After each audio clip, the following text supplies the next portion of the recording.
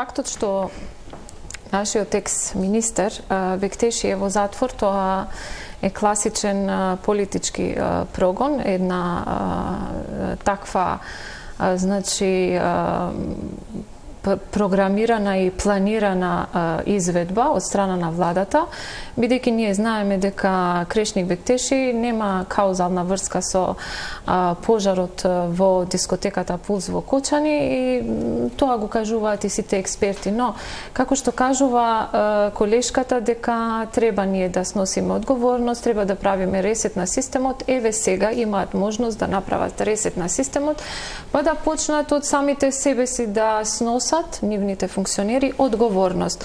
А ако имало проблеми во претходните власти, зошто сега не почнат од себе да сносат одговорност?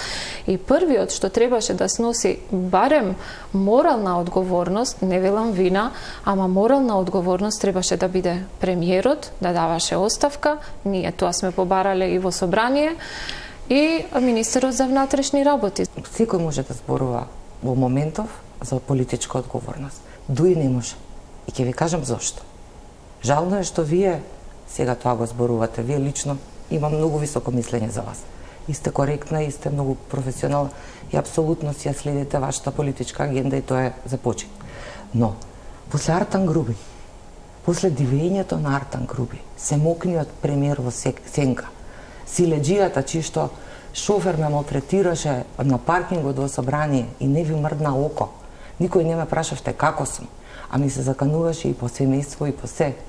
Човекот кој што направи толку штета, бидејќи се отвори истрага и требаше да почне да се разрешува. Јас верувам во презумпција на невиност за било кој да е. Тој избега. Немате образ да зборувате за тоа.